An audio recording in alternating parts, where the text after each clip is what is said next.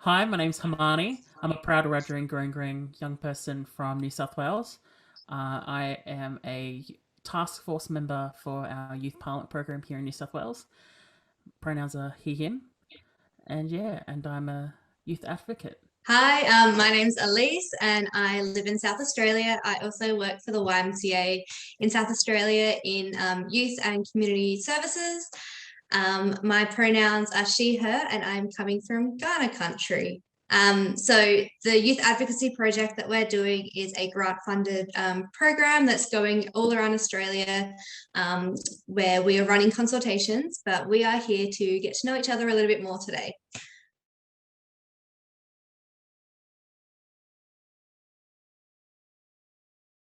If you had to finish this sentence, what would you say? So, youth unemployment is? Youth unemployment is it's a iceberg. You know, Mm, like you have the tip, which is you have the tip of it, but you've got the foundation at the bottom. Like as you go deeper and deeper, like you see so many problems and you see so many issues. Like regarding like youth unemployment. So I think it's just an iceberg, and it's just the tip of the iceberg. What about yeah. you? Yeah, I would say that youth unemployment is such a big issue all around Australia at the moment. I think, especially because of COVID, it's had a huge impact. It's reduced work hours. So many people have lost their jobs, but youth are our future. And the fact that youth unemployment rates are so high at the moment, it's really disheartening. And I think that we all need to do something to change it. What is your dream job? Like what do you see yourself in? Yeah, so I studied a Bachelor of Business with Tourism and Event Management. Um, and I think my dream job would be to live in Europe for a few years and just Mm. be a tour guide. And I love exploring new destinations and exploring new locations. So to have the opportunity to do that and also to show other people, yeah, I think that would Oh, be my dream job. What that's about good. yourself? Ah, yeah. Even though like I studied music, I'm studying music really, but I love culture. I love learning more about my own culture and expressing that. So the job that I'm in now. So I'm a culture and heritage officer at my local land council, Aboriginal Land Council. Awesome. So that's really my dream job, working with Yeah, community. And it took a long time for me to get there, but I got there, and yeah, I just love it. that's awesome. That should be something you are super proud of as well. Like, how cool. Yeah, you can speak on this for your own experience if you want. Like, to you, what's the hardest thing about finding a job today for young people? We know we have COVID, but the other factors, like, what do you think they are?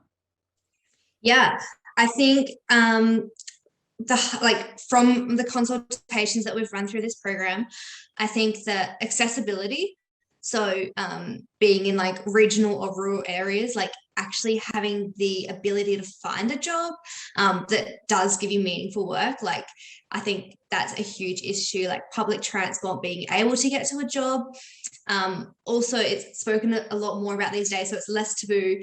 But like mental health, I still think that a Mm. huge like reform needs to be done with that as well. Um, Also, a lot of people are leaving like university, like myself. So I finished tourism and event management, but it's not a huge industry right now. So I've had a lot of experience with trying to find a job, but there's just nothing out there as well. Yeah. So yeah. What about yourself? Um, Kind of on the same boat with you, like, mental health, COVID, everything in between. But I think my personal experience, it was quite hard finding a job because I wasn't really qualified because Mm, nobody really gave me the experience. I mean, when I started looking for a job at like when you're 14, 15, you want to get your first job. It was quite hard because I applied for Macca's, wasn't qualified. How can I not be qualified for a fast food restaurant? yeah. And and then like, yeah, I'm not qualified for a fast food restaurant.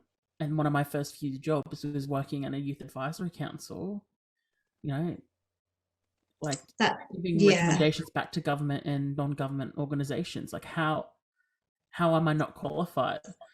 So like yeah. I it's think as well, like to get those qualifications as well as like skills that you need in order to have your job, like CPR, first aid, like that's expensive. Like I yeah. know, like having background checks and DHS and working with children, like it is so expensive, especially if you don't have a job. Like, how are you supposed to get that if your employers, or if you're looking for a job, aren't going to pay for it? And that's like a pre-requirement. So, Yeah, yeah, it's just how it's I think the that accessibility of getting those yeah, courses, it's like there's not much accessibility there. You know, you have fee-free courses and stuff, but where like come up they come up every blue moon. yeah, So it's quite hard to get those pre-qualified skills to apply for a position. I think for employers, they just need to take that risk and see, let's give this person a chance. yeah. 100% agree with that. Um. Oh, okay. So you've done your consultations already? Yeah. So, as part of the Youth Advocacy Project in South Australia, we've run 2 consultations. The first one was in Whyalla. Um, yeah, we had a lot of deep conversations, mainly about like accessibility and education. So in Whyalla, a lot of the TAFE courses and uni courses are being like shut down. So hairdressing is such a popular course, but they've got rid of it. So many people don't have that opportunity. So they have to move to the city if they want to do it. Yeah. So I think that was surprising, but it was also disheartening at the same time, knowing that young people in those regional and rural areas do have to move away from their family and their culture just to be able to look for work. I think also it's the second or third biggest town city in South Australia. So just imagine what's happening throughout all the other towns as well.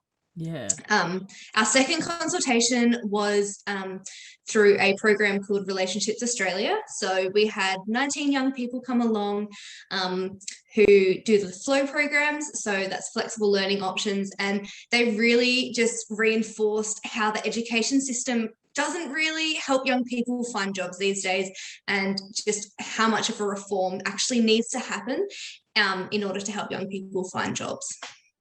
Yeah. Have you It's found anything that's surprising in those similar areas, or?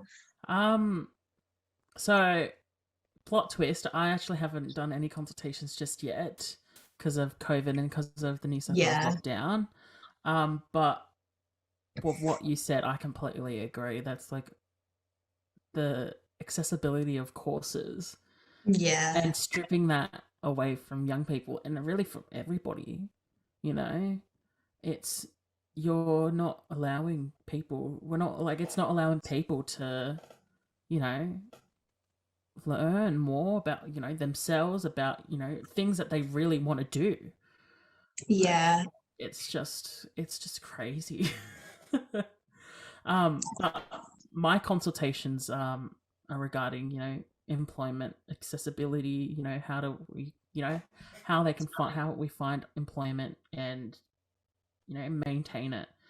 And it's like I'm focusing more on Aboriginal and Torres Strait Islander young peoples, yeah, and how they can find employment in terms of, how, do they feel comfortable in their in their position?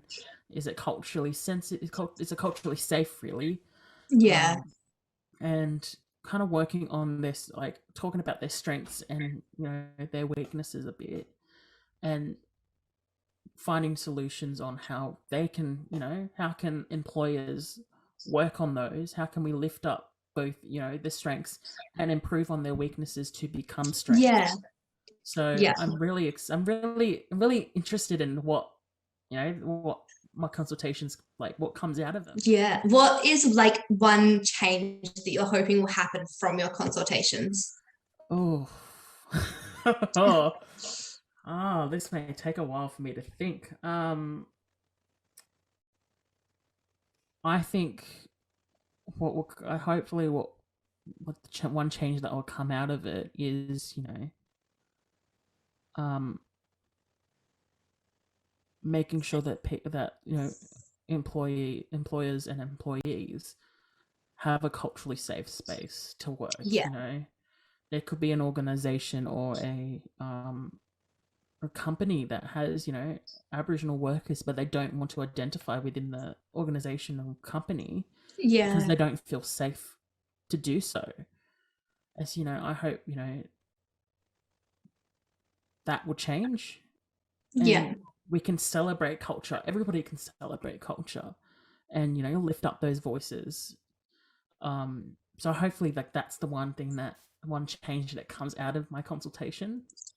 Awesome. What about you? Yeah, I think that one thing I'd really like to see change is the education system. I'd love to see more schools do consultations with younger people as well. Like, we've only done it with like 25 people in South Australia. I want to see so many more education departments come and talk to young people and find out what they need as well. I think that a lot can change and has to change in order for young people to feel safe and supported at school, to be able to find employment. Like, the youth unemployment rate is just unacceptable at this point. And I think for me, I really want to see that change happen. I'm with you. I'm with you. I'm with you. So you probably think it's important for young people to feel heard and have a platform, up that platform to advocate for change. You've had that experience with youth parliament. You've also had that experience with, this advocacy program. So yeah, do you think it's important, right?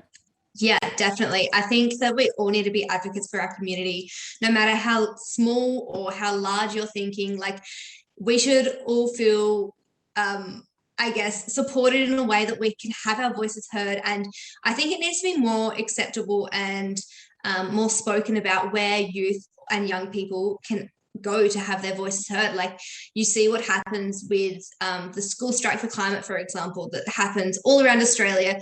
And that started off with one young person feeling passionate, and then it grew from there. And you imagine if one young person does that little thing and it grows. It's like a teaspoon. So you have one small teaspoon, but when everything comes together, it can create a huge impact. So I think if young people are passionate about change, we should definitely have our voices heard, and more platforms need to be available and readily accessible for young people to do it. Yes, I completely agree with you. I mean, we're the masters of our own destiny. We get to decide where we want to go, and if there's something that you don't like and you want change, stand up and speak for it. And I think what we can also do is, if there's people, there may be young people, or even the elderly citizens, or anybody, their voices aren't being heard as much. We need to also amplify those voices as well. Yeah, and the minority groups as well. Like, you hear a lot from one group of people, but their experience and their lived experience isn't the same as the people over here. So I think it's so important that everyone has that opportunity. Exactly. Yeah, I completely agree. Oh.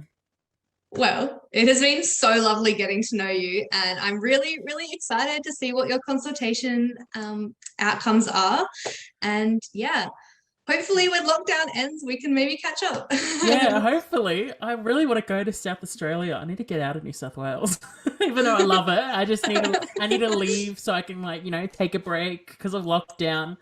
Yeah. But yeah, it was so great to, meet you, even though it's virtually. I'm really excited to get the feedback and everything from your consultation and have a read of those.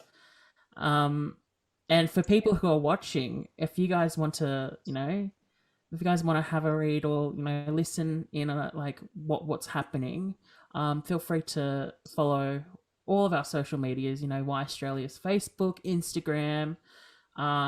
you know, follow your, if you're, you know, even if you're from New South Wales, follow, you know, why New South Wales, or from South Australia, like follow, you know, your YMCA, SA Youth Parliament. exactly, you know, like follow your local Y association. And yeah, thanks for watching. I always wanted to say that. Yeah.